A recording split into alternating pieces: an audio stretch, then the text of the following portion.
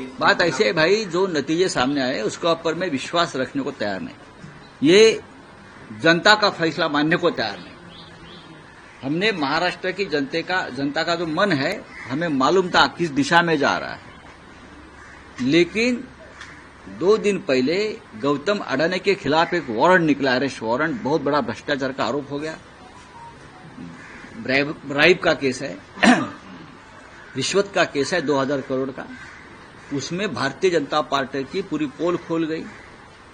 Gautam Adani, BJP, Modi ji, Shah ji और फडणवीस, शिंदे, ये एक है।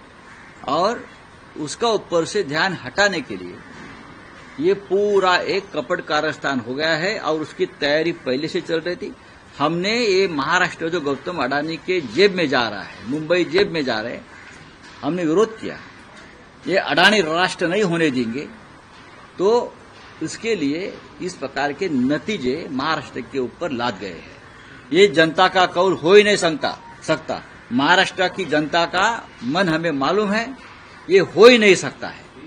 राउत साहब, दिख रहा है कि लाडली बहन जो सरकार की, अरे लाडली भाई, यहाँ लाडले भाई है, लाडले नाना जी है, लाडले दादाजी है, सब कुछ लाडले है ना यहाँ। हमको मालूम है क्या है ये।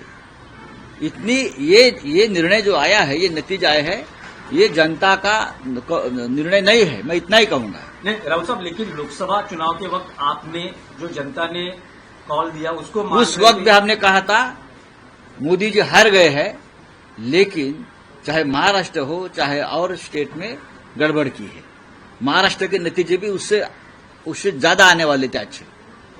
हमारी 4 या 5 सीटें लोगों ने चोरी की है, मैं आपको बता रहा हूं। नहीं, पर राउत साहब, अब दिख रहा है कि महाराष्ट्र के विधानसभा में विपक्ष के लिए भी कुछ, मतलब विपक्ष यही लोकसभा के 2 चुनाव में 2014-2019 ने मोदी और शाह ने यही किया था कि विपक्ष का नेता कांग्रेस को नहीं मिलना चाहिए। इस बार भी वही स्ट्रैटेजी महाराष्ट्र में की है कि विधानसभा में कोई विपक्ष का नेता नहीं रहेगा। ये हमेशा बीजेपी की स्ट्रैटेजी रही।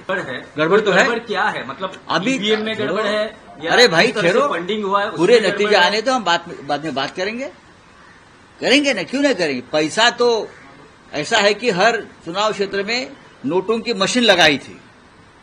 अरे शिंदे का एक भी उम्मीदवार सिटिंग एमएलए गिरता नहीं, और शिंदे ये बोल रहे थे हमारा एक भी सिटिंग विधायक गिरेगा नहीं।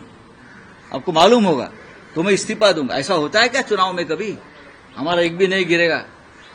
ये कौन सा भरोसा है? ये कौन सा लोकतंत्र है?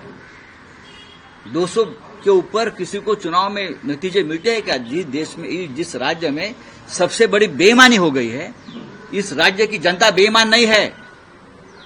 ये नतीजे ऐसे दिए आपने कि अपने राज्य को, जनता को बेईमान ठहराया है। इस राज्य की जनता बेईमान नहीं है। जो नतीजे आ रहे हैं वो महाविकास आघाड़ी को कबूल है नहीं। तो आगे की क्या भूमिका रहेगी महाविकास? नतीजे कबूल नहीं है, मैं मानता हूं जनता को भी नतीजे कबूल नहीं है। जनता को भी जनता का निर्णय नहीं हो सकता है। मैं बार बार बोल रहा हूं और मुझे बार बार आप वही सवाल पूछ रहे हैं। लेकिन जो महाविकास आघाड़ी के कुल आंकड़े दिखाई दे रहे हैं, कुल संख्या दिखाई दे रहे हैं, उससे ज्यादा शिंदे गुट के कैसा हो सकता है? आप अपने मन को पूछे, आप पत्रकार है, आप अपने मन को पूछे क्या महाराष्ट्र में संभव है?